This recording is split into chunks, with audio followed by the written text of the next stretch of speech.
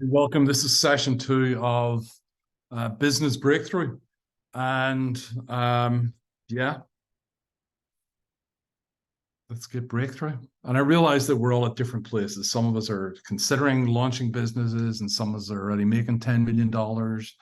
And well, maybe there's nobody here making $10 million, but you know what I mean? There's people at different stages of doing our business. So we started last night with this sort of stuff here.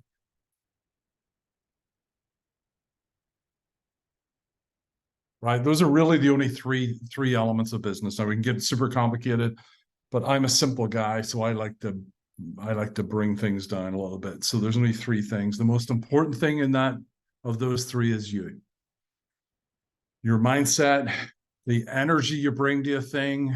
If you, for example, are like here's a really clear one. If you're the sort of person that's always after a blue light special bargain, you're probably going to find it really difficult, not impossible, but you're going to find it really difficult to make a lot of money, because that's the very energy you're going to bring to your business. You will generally attract the sort of stuff that you put out there. Like breeds like. I mean, that's kind of a kingdom principle, and breaking that is kind of a no-no.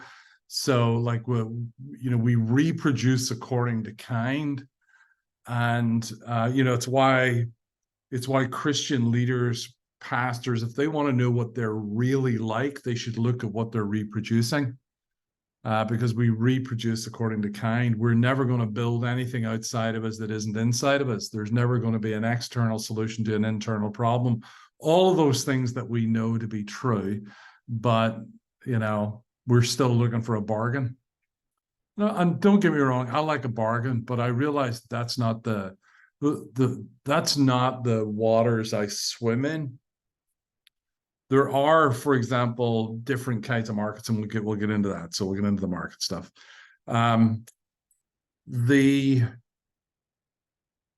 product, then, if we look at the product and take a look at what the product is that you're bringing to market within your business. So how you get breakthrough in your business is primarily through breakthrough in yourself. Okay.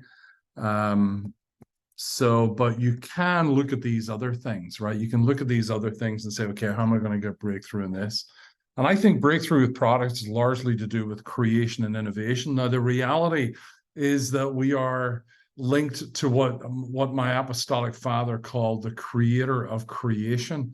Like, one of the things that's very important to Celts is creation. Creation itself is very important because it links us to the creator.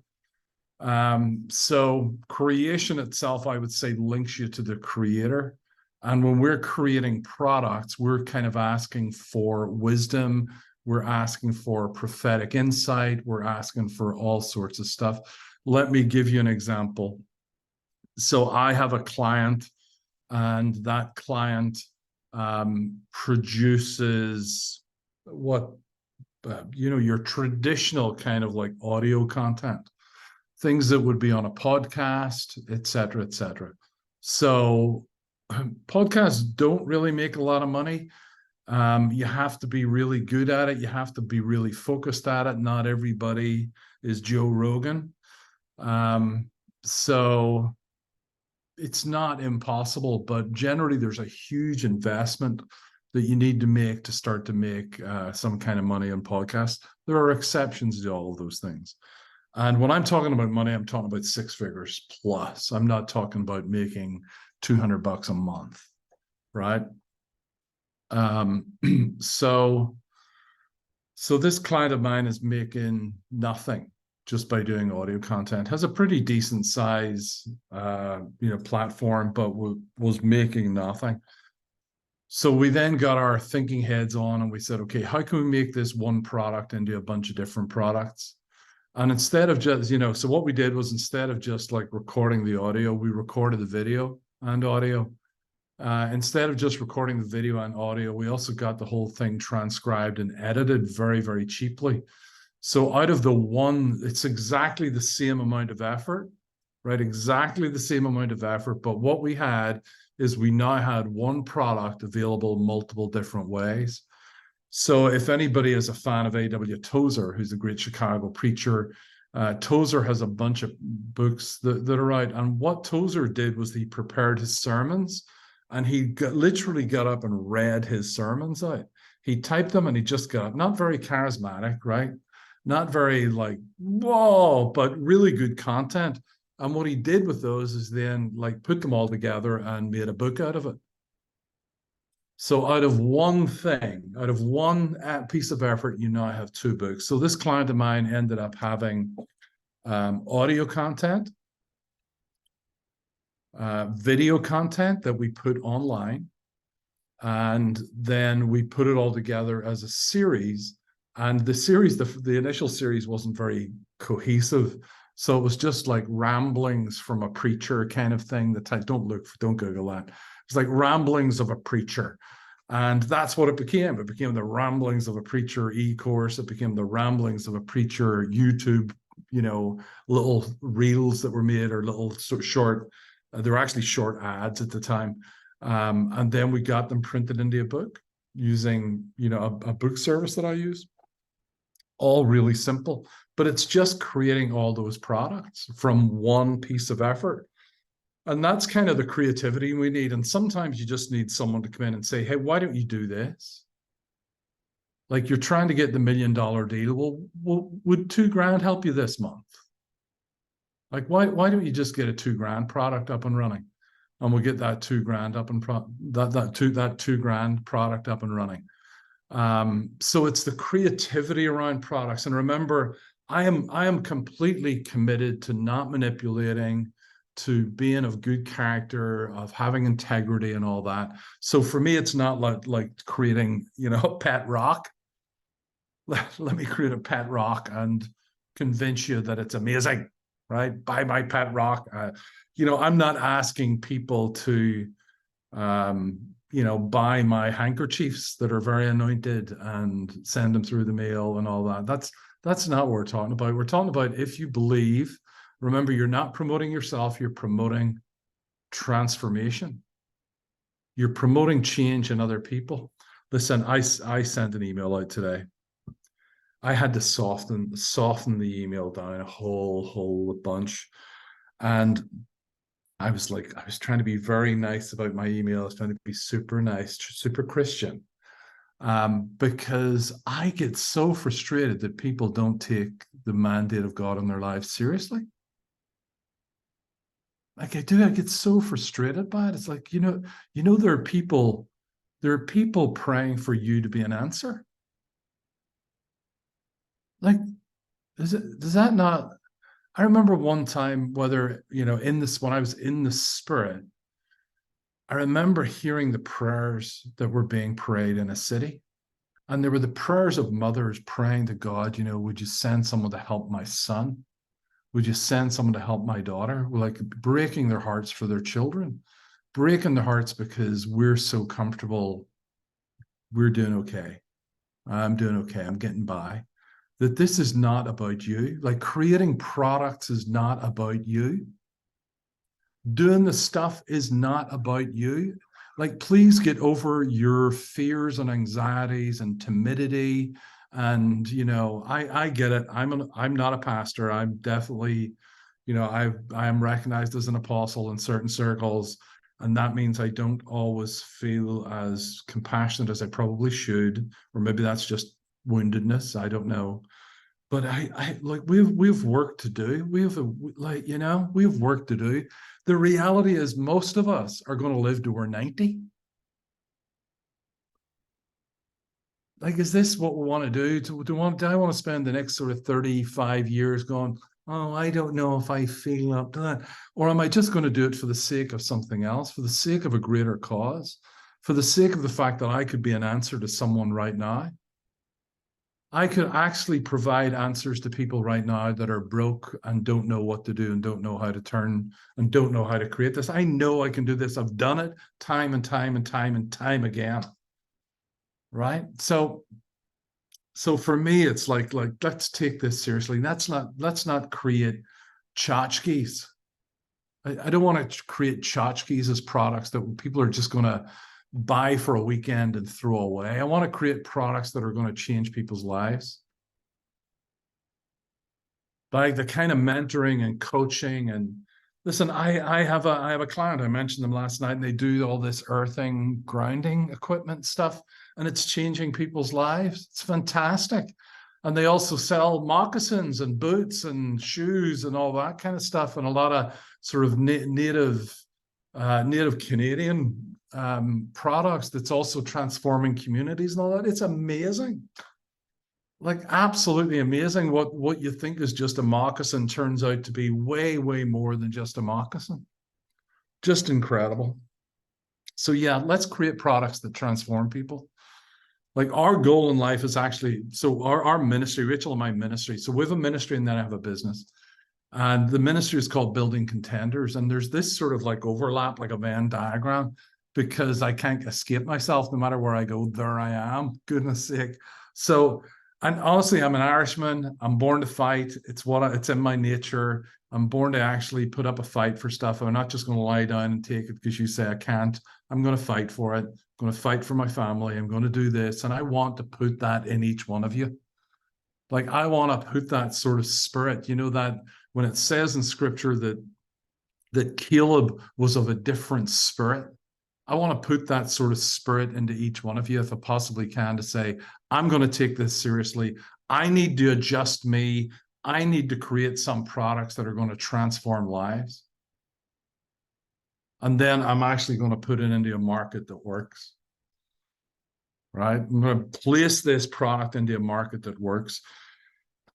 That's my goal. That's what gets me out of bed in the mornings. That's what gets me. I have this thing called Wet Wednesdays in November, and I realize a bunch of you are pretty new to me. So I have this thing called my Wet Wednesdays in November. I need this. I need this product.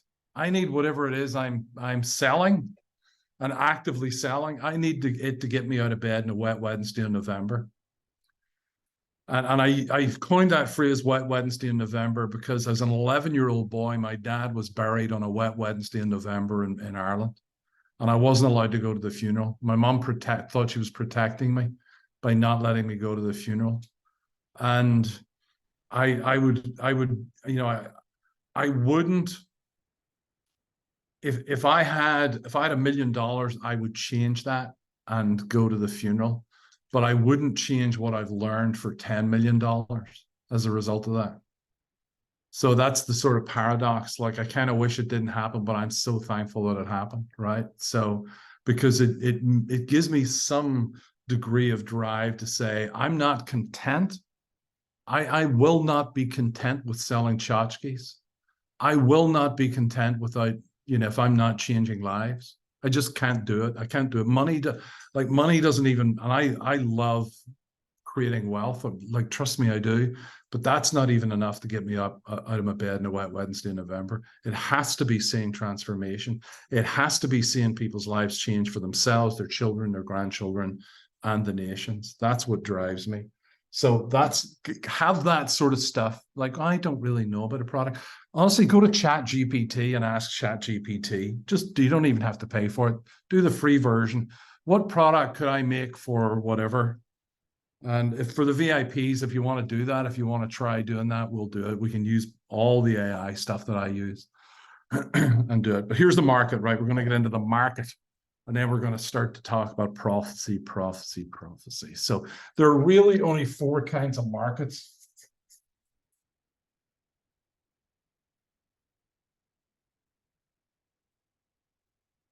So these are the ones that we're probably most familiar with.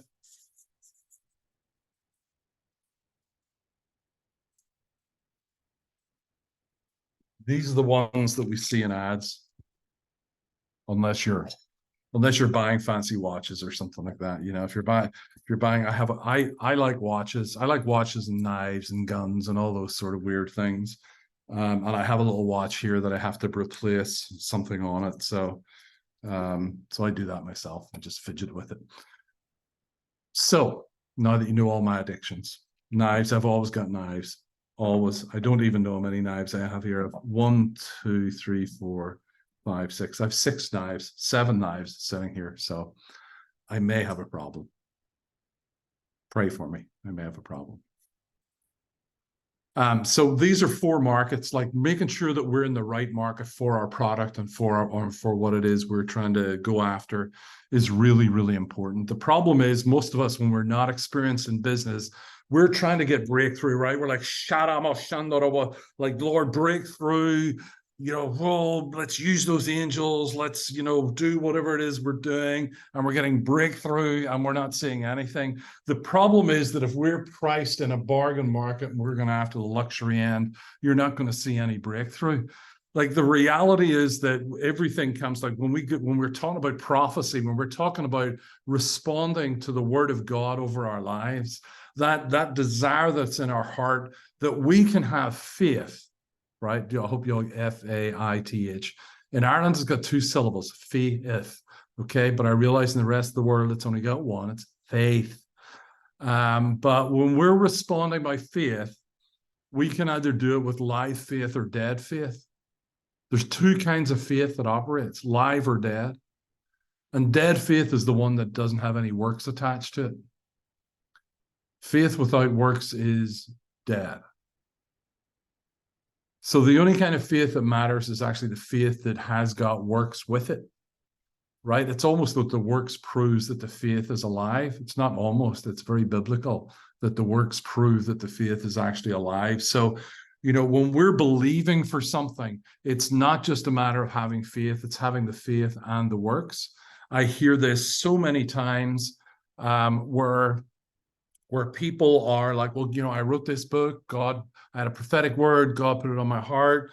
It was really hard, I battled through, or else it all just came beautifully, like, like unicorns and rainbows, and I wrote this book and people offered me their services for free, and I got God, it was amazing, and the book is awesome, and I ordered 5,000 copies of the book, and I've sold 20. Like, you've no idea how many times I hear that. Right? And it's then blaming God because God didn't market and sell their books. And I go, like, that's not what happens. That's just not what happens. God didn't write the book, nor is he going to market and sell your book for you. Sure, he can bring 5 or 10 people to your door, which he'll do gladly, happily. And they might actually prove to be incredibly valuable for you. But it is our responsibility to move and to market and sell our products. It's really, an understanding the market that we're doing it in is the first part of marketing and selling. So the bit that, like, if I were to ask you, please don't answer this. Well, you can answer it if you want. If I were to ask you, like, if you're in the Christian world, right? You're in the Christian world, you've got like a mentoring and equipping, a book, a course. You want to do some stuff, you want to help people because that's who we are, right? We look just like Jesus, so we want to help people. So if this is where we're at, then where do you think the church would be? Which market do you think the church would predominantly be in?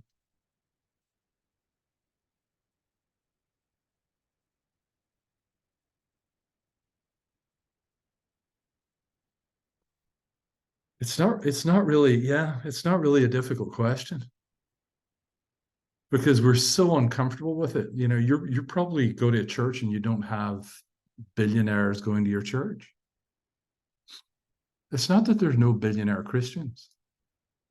It's just that they're in this market and the church is largely in that market. Now, there are high churches that are different. By high churches, I mean the Catholic Church, Anglican Church, Orthodox Church. High churches are different, but in our sort of like part of the swimming pool, what would we call low church? We're definitely in the sort of bargain. Maybe we pick up to the value thing the odd time. You can hear it when people have just bought that. You know what? I have a poverty mentality. Like, I do. I have to break out of this. It's not, for me, it's not about pointing out the spot in their eye. It's about taking the big log out of my own. And for me, that's really, if I'm identifying it in them, I know it's in me. So it is my responsibility to deal with my poverty mindset. And I realize that it's manifest a lot whenever I say, you know what, I'm about to buy a new car, and But I'm going to get it as a real bargain. I mean, it's a real bargain. It's, even though, I mean, he threw in like, mats for the floor, servicing for the first 3 years, oil changes for the first 3 years. I've got a real bargain. That's not a luxury mindset. I mean, it's not a Rolls Royce. I'm not buying a Rolls Royce. But the minute I say I'm not buying a Rolls Royce, I'm saying, well, at least it's not luxury. I would like it to be a Rolls Royce. But it's just all of our language, all of our stuff. I know what it's like. Like, I've been doing these for, I've been doing, I don't know, many of these 3-day events with VIPs. And I'll let you into the secret that one of the secrets is when people come in and they throw a hissy fit over charging $17. It's because they're here. I don't market here. I market here. Like this is what I offer. I'm not in the luxury thing yet, but I'm not in a value thing either. I'm actually here. If I'm charging you 30 grand for something, you know that it's here. It's not bargain. So part of the deal for me is to make sure that I'm in the right market. And part of the way to do that is to just charge $17. I'm teaching you all the marketing tricks right now. I'll charge $17. I'll put it up to $47 the minute we kick off, because I want the people that want it to actually understand that this is premium. I want to deal in that market. Whereas if you want to deal in the volume, blue light special, Kmart market, then go ahead and do that. Make sure that's where you're at. Make sure that your product is that. There's no point in coming up with a $2,000 product that you're putting into the bargain market.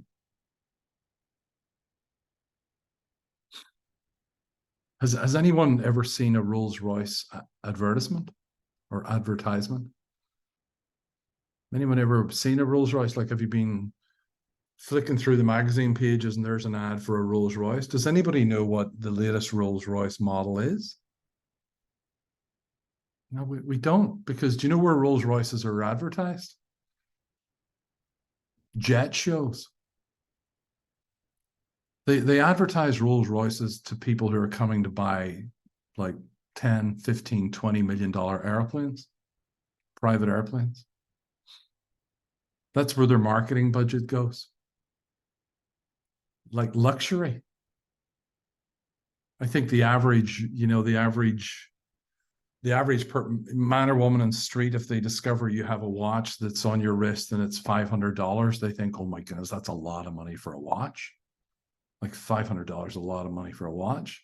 And for watch people, do you know where $500 is? Right here. And anything under $1,000 or $1,500 is value. And then you go into premium, and then you go into luxury. Louis Vuitton. You all familiar with Louis Vuitton? So Louis Vuitton are so committed to being in the luxury brand that anything they don't sell that year is burned. They burn it because they don't want any of their product to be creeping down here. Now we can go and say, hey, that's wasteful, etc. It's a marketing. It's part of their marketing. It's not even a marketing tactic. It's just like, this is what we do. We're staying in the luxury bracket, which means that if we don't sell them this year, we're not offering them for a discount. That's not part of our worldview. Discount is not part of our worldview. I don't know if you've ever, I have a friend and he went in to buy a Merc. He went in to buy a Mercedes Benz. I think it was an SUV he was looking for. And, he was trading in a Toyota Tacoma or something like that. And he went into the Merc dealer and he's like, so it's this much. What about $1,000 off? And the guy said, sir, this is a Mercedes dealer. We don't do that. That's not what we do. This is what you're going to pay. If you want to drive our van, this is what you're going to pay. And if not, the Ford dealership's just down the road. right? It's so understanding where you're at is really important. And here's why it's important for whatever, if you're selling, you can go and buy a pair of shoes for $20, right? We can all, I could go to Payless Shoes and go and buy, do they even still exist? I don't know if they still exist. I can go to Payless Shoes or Target or somewhere like that and buy, or Walmart and buy a pair of shoes for $20. Bargain. Or I can actually go and buy a pair of shoes for $7,000, luxury. And there mightn't be that much of a difference between the two. There certainly is not going to be $6,980 difference between the quality of the two. But it's just making sure that it's in that market that you're going for. Like you can get coaching. So let's take it away from coaching, because coaching can be a little bit. Say you have a child, right? Your child needs therapy, right? Because, that happens a lot. Children need therapy. So say your child needs therapy. Are you going to go for the blue lights? Like, where are you going here? Which one are you picking? Are you going to go for the Groupon? 50% off this therapist, will help your child suck less. I mean, I don't even know what the advertising campaign would be for a bargain therapist, but here's book your session right now, $29.99. Book it now. You have 30 seconds. Nobody's doing that for something that matters. Like for stuff that really matters, nobody's doing that. And it's this. So for me, it's the same with coaching. Like I realize that some people might actually want to go for that Groupon special coach. For me, it's not like that. It's never been like that. It's like, no, I want, me personally, I'm picking here. I'm not quite here. Like I'll be honest, I'm not quite there. I'm picking here. Like my new car is here. It's not quite here, but it's here. So, well, the one I want is there anyway. So just understanding your market. Don't try to sell a blue light special in a luxury market, and don't try to sell a luxury item in a blue light special market. Right? So making sure that what we're doing is that we're not trying to create breakthrough in a place that is impossible. And I know that with God, all things are possible.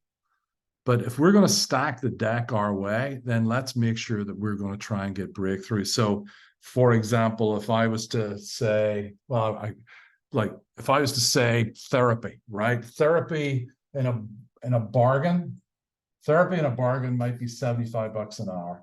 In a value, it might be $125. Premium, it might be $300, right? It's probably more than that. Luxury, do you know what luxury therapy is? Come on, some of you people are royalty. You have so much money, you don't know what to do with it. You know that luxury stuff, they don't charge per hour. You put them on a retainer. You go on a retainer. So it's called bespoke medical services. So there was a TV show about a bespoke doctor on the Hamptons. I can't even remember the name of it, but it's that sort of bespoke medical services that people offer. And some of these, like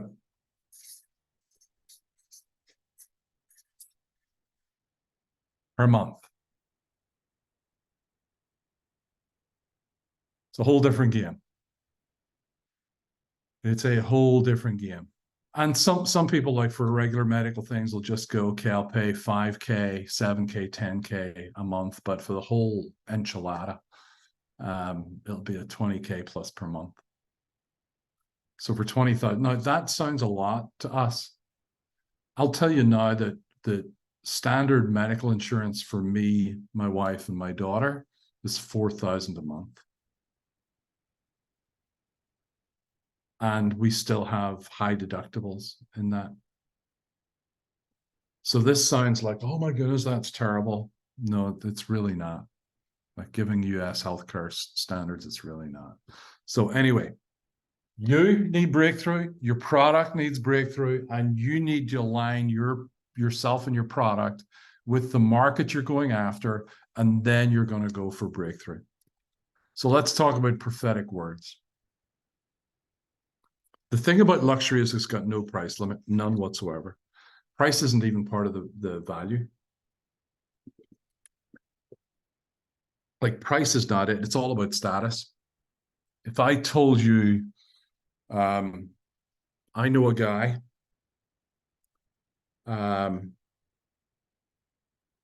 that guy was buying a brand new Porsche, and his communication, and he's driven Porsches for decades, and his communication with Porsche was not how much is this car.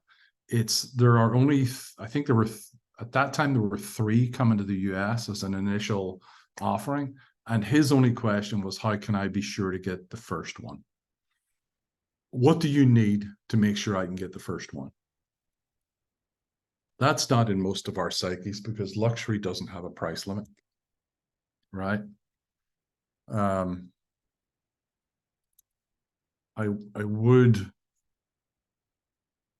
realize I've so much on it. So you can also then find yourself going from bargain. So if we take this, take it away.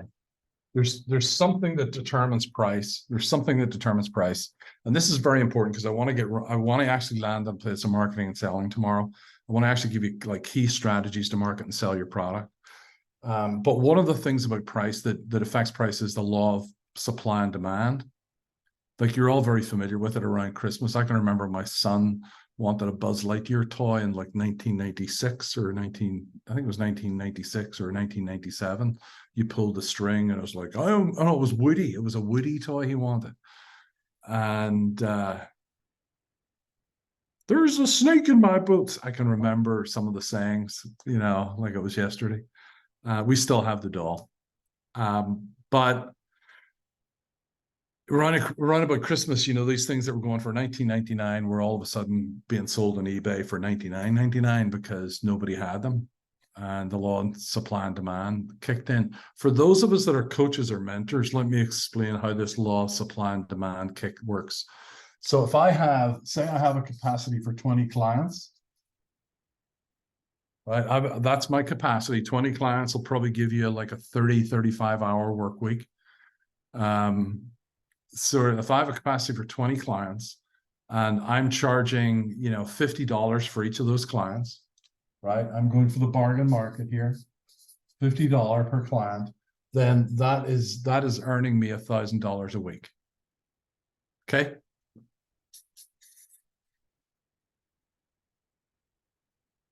So once I get it up to 20 clients, I'm getting $1,000 a week, $50K a year. All right. Once I have a wait list,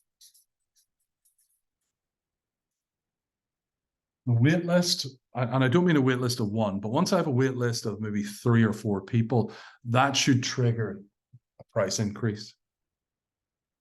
That's the law of supply and demand at work. So that price increase, then, say I put it up to $75 an hour or for 45, 50 minutes, right? And I lose 5 clients, but gain 3 off the wait list, and then continue to build it. And all of a sudden, I know I have 20 clients at $75 an hour. And instead of 1, I'm doing 1.5 a month.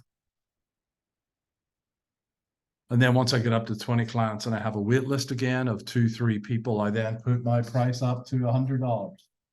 And on it goes, right? On it goes. So if Ian has a capacity, desire, willingness, I don't know what the word, I only want to work with, say, 1 client a week, right? If I only want to do one-on-one a week, then I can start off. This is my real journey. I start off at 150. That goes up to 250. That goes up to 333. That goes up to 555. That goes up to 1,000, and that goes up to 1,500. That's my real journey, because I only have 1, right? I only make space for 1 client. And I don't even do it every week because there's weeks we travel and all that kind of stuff. So that's the law of supply and demand, particularly for all you coachy people out there, people that want to get into coaching, mentoring, equipping. You can start at $50, but just understand this: when you're starting at $50, like all your messaging, everything you're doing is here. Right? When you're starting at the $50, all your copy, all your communication, all your marketing is here. But by the time you get up to $1,500, you're not a premium, right? You have to change everything about how you market and how you're going for a different customer then. All right. So just bear that in mind. This is a dynamic process.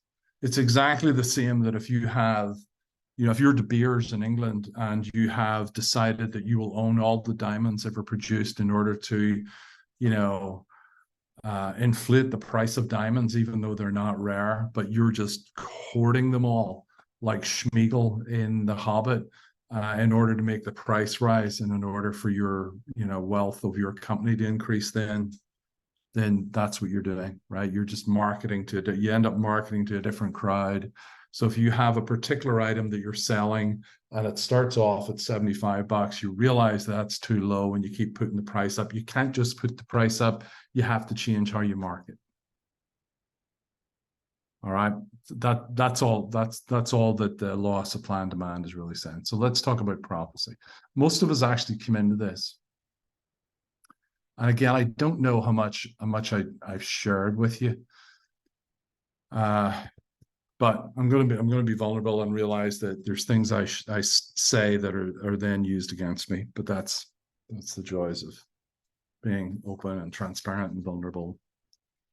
Last fall, I had an encounter where I was in the spirit and I overheard a conversation between a couple of very wealthy people who had gone to be with the Lord, and they were wondering about what. They were asking questions like, and the questions were like this, it wasn't the actual question, but hey, everybody's really interested in Benny Johnson's mantle. Why is nobody interested in my mantle? Why is nobody interested in sort of wealth mantle, the wealth that changes nations? Why is nobody interested in doing that? And I came back from that and shared it with some business people. And then God said to me, who told you to give that away? This is for you. And I'm like, okay, so I don't know how to do this. And then I got a coach and then I started to do it. And my own, it's been incredibly beneficial for me and my family and for other people, right? Other people that I'm actually walking through this. So when God gives you any sort of revelation, like that's the testimony part of it. But when God gives you any sort of revelation, you have to understand that there's a couple of aspects of it. One of them is the foretelling piece of it. So if God comes in and gives you a prophetic word or some kind of insight into what it is you want to build, that's the foretelling. That's God saying this is what's going to happen. However, that is 100% conditional. If you're taking this down, like all revelation is 100% conditional. Now, of course, there are exceptions to that, like the birth of Jesus. The birth of Jesus is 100% conditional. We were actually, I was remembering just in prepping for this, and I was chatting to Rachel, and we got a prophetic word in 2005 in Chicago, and it's one of the most trusted prophets that we know, and her and her husband he has gone to be with the Lord. So she is still incredibly amazing. And she said to us that this is not the place of your expansion. Now, we thought it was in the context of church and we thought, a bunch of different stuff. But really, with hindsight, we look back and go, oh, yeah, like Chicago was not the place of our expansion. I mean, we still own our home there and have the privilege of renting it out, but it wasn't the place of our expansion. That the place of our expansion, I don't think, but I know, is Southern California and San Diego and the glorious city of Escondido, particularly. that's the place of expansion for us. And it's taken us a couple of years to it's taken me a couple of years to get my head around that. But all prophecy is conditional, and it's conditional on you doing stuff. Now, this is really difficult because we have a very passive culture within the church where, well, God said it and it didn't come to pass. And oh my goodness, like God said I would be a prophet to the nations, and nobody ever invited me to go and speak at a conference or to go and minister here or raise up prophets there. Oh me. And that's kind of been the mindset, instead of like, no, this was not God's job. God's job was to give you the seed, and it was your job to water and nourish the seed. Right? Your destiny comes in the form of a seed, and it is your job to plant that seed in good soil, to water the seed, to feed the seed, because everything that you need, everything that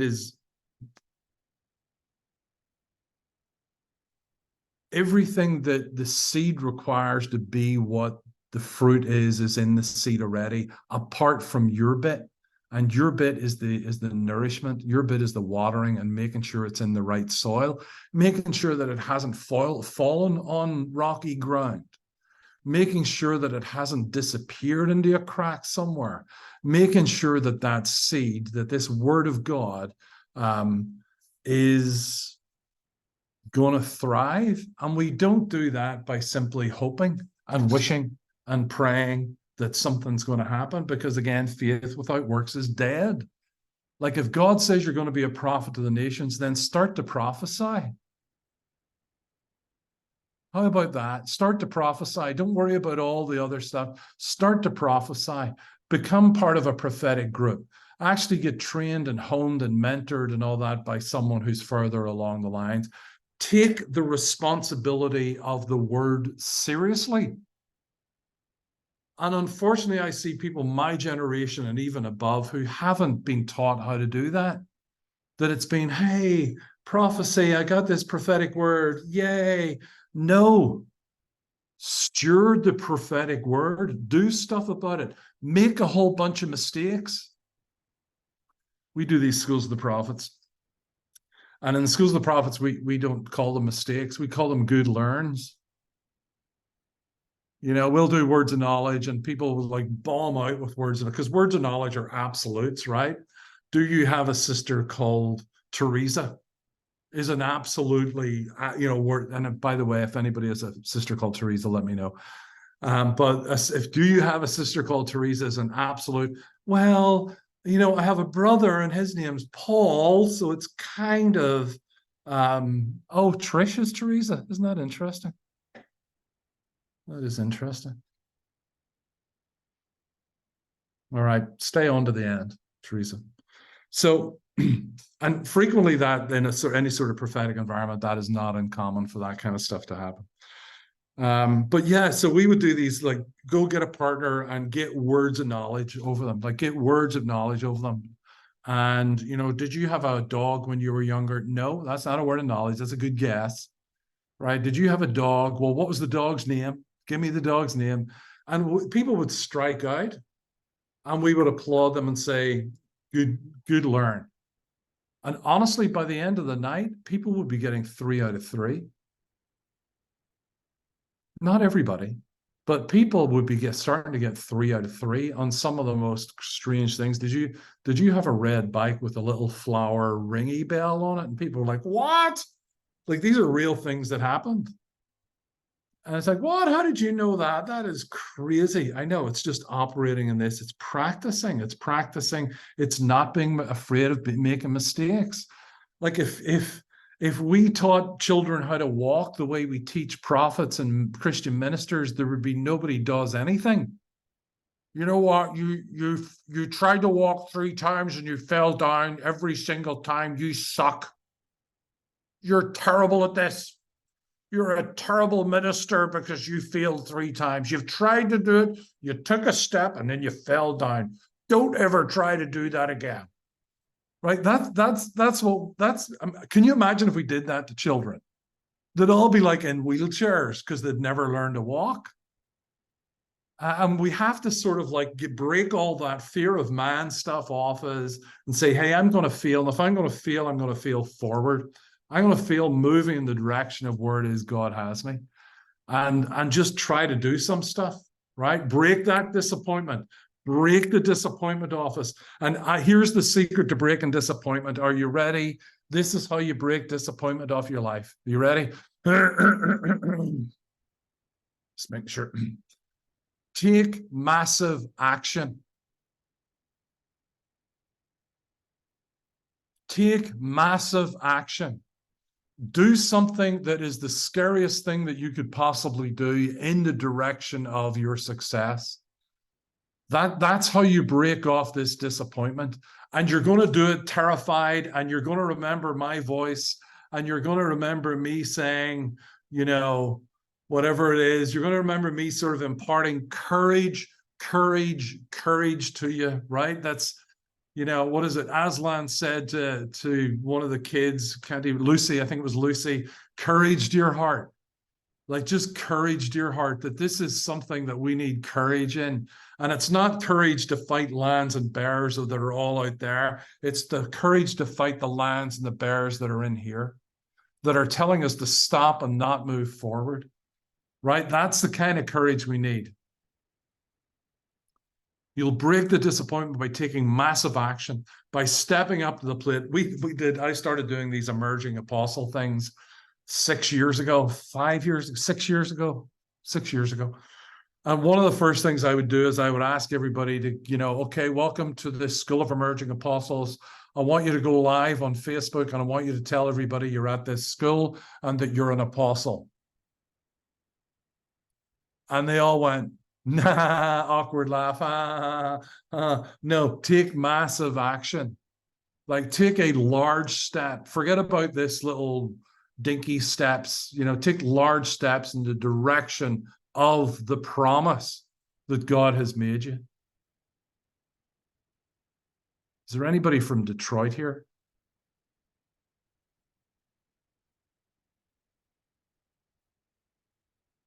We're going to Detroit, not this weekend. We're going to Chicago this weekend, then Detroit the weekend after. And I have a word for the church in Detroit. I want to, I think it's for everybody, but I want to keep it. So I want to keep it for them. But I'm gonna share it with you guys just because I think it's really important. When Moses went to the mountaintop, God told him to build the tabernacle. Right? When he came down, he saw the debauchery that was going on, just the absolute chaos and turning away from God. Moses did not react. He didn't build something in reaction to what people were doing. He built what he saw on the mountaintop. This is what we have to do. We have to build what we saw on the mountaintop, not what we have experienced in our disappointment and our rejection and our failures and all that. We can't build in response to that. Build what you saw on the mountaintop.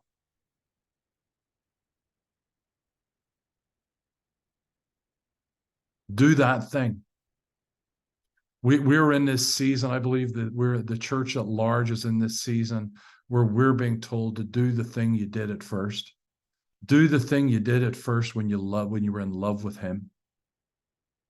Do those things. Take those massive actions. Build like it all those that other stuff didn't happen. So we steward this prophetic word, right? We start to strategize about the prophetic word. If I'm called to be a prophet to the nations, and that's not my call, just to be clear, I just pick it out of the air because it's biblical. So if I'm called to be a prophet to the nations, and I then strategize what that looks like, okay, people, I'm trying to raise $10,000 because I'm going to go on a tour of Asia. I'm actually going to go on a tour of churches in Asia and just go and encourage the hell out of those churches. I just want to walk in and encourage the hell out of them, because that's the job of a prophet, is to encourage the hell out of the earth, right? So I'm going to do that. So I'm going to try and raise $10,000. I don't know where this ends up, but that's what I'm going to try and do. So if you'd like to donate, then please, donorbox.org, please donate to this thing. And when I get $10,000, off I go. right? Start to strategize, start to take that big action, right? God has called you to like influence women. Well, why don't you start influencing women? Why don't you start? Well, I don't know anybody. That's great. This is what we do. You do know women. You just are timid about reaching out to them. Or maybe based on past failures or whatever else is going on, you don't want to do that. Take massive action, strategize around the prophetic word, and then introduce this other piece of the prophetic word. So there's foretelling, and then there's forthtelling. Foretelling is when God tells you what it's going to look like.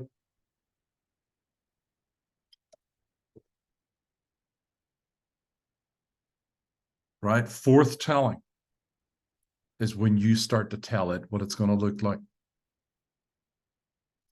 When you start to prophesy, shall these bones live? Well, Lord, you would know. But I'm asking you, and this is what I'm telling you to do. Speak to these bones. Speak to these bones. Speak to the bones. Nothing happens in the kingdom without a declaration. And I don't just mean a positive affirmation. Every day, in every way, I'm getting better and better. You know, I'm good enough, I'm smart enough, and gosh darn it, people like me. I'm not talking about that. I'm talking about putting a little bit of that energeo that James talks about, the fervent, effectual stuff. So that scripture in James chapter 5, I think it is, or James chapter 4, you know, the fervent, effectual prayer of a righteous man availeth much. The word fervent, there's one word fervent, there's one Greek word that is translated fervent and effectual, and it's the Greek word energeo, where we get the word energy from. I'm going to need you to start to speak to your future. I speak to today and I call it blessed. Right? I speak to your tomorrow and I call it blessed. I speak to your tomorrow and I say the doors will open, that encouragement will come, that people will speak into your life to say, this is the way, walk in it. Right? Speak to your life, speak to your days, speak to your market, speak to your product, speak to yourself, prophesy over yourself, right? I will walk in all that God has called me to walk in, and no weapon that has been fashioned against me will prosper.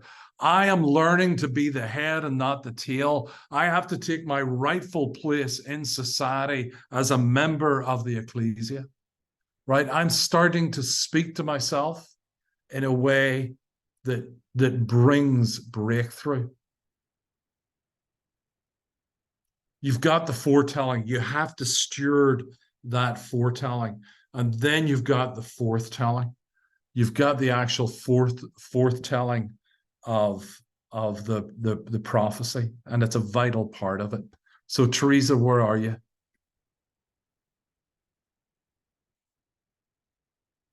I'm here. You're still on. That's awesome. Where are you from, Teresa? I am from California, Modesto. Awesome. Awesome. So frequently, I had this rule for a while that whenever I was speaking at church, if anybody's phone went off, that I would actually just prophesy over them.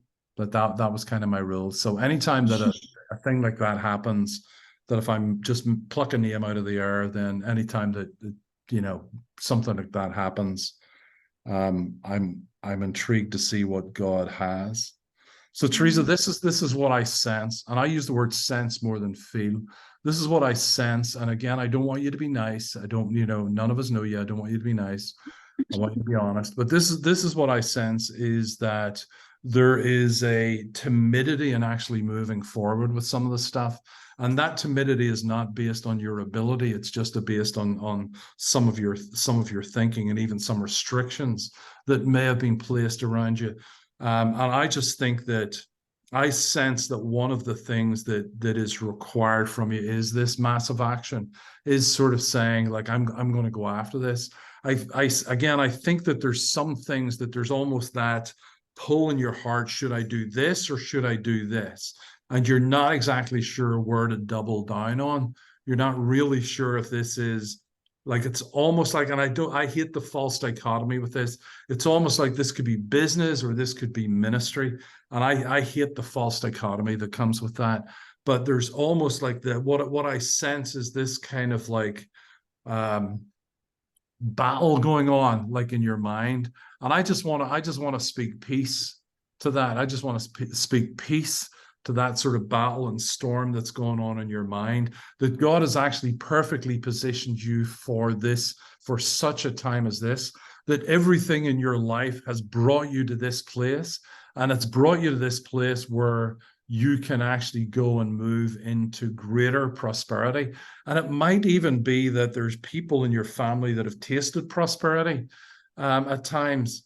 But there's, yeah, because I'm sensing there's some kind of like family blessing that's on the prosperity stuff. Yeah. So and that can just simply be like that entrepreneurial stuff. And hey, I'm going to sell this, I'm going to do this, I'm going to hustle here. That there is that sort of hustle nature that's in there, that's in your DNA. But I just sense that this is your time, and in wondering the whys, and wondering why did that happen, or why did that happen, or why did this happen. It's, Graham Cook says, why is an invalid question that makes an invalid out of us. And it's not the whys, it's actually that God turns all these things, that even the things that the enemy has meant for evil, God actually turns them for our good. So does any of that make sense? I wish you could see my face right now, because I am in shock and my mouth has been open since she started speaking, but all of it is true. Awesome. Well, let me pray for you. Let me pray for you, Teresa. So God, I asked for Trisha, and I asked that this would be this sort of red letter day in her life, where everything from this point on changes and orients itself towards her glorious future, towards a glorious, victorious future, in the name of the Father, Son, and Holy Spirit. Amen. Amen. Thank you so much. Awesome stuff. All right, VIPers, jump on over and ask me questions. Everybody else, I'll see you tomorrow night. Let's talk about marketing and selling. How do we actually make money, right? How are we actually going to make money from all this stuff? And let me help you do that.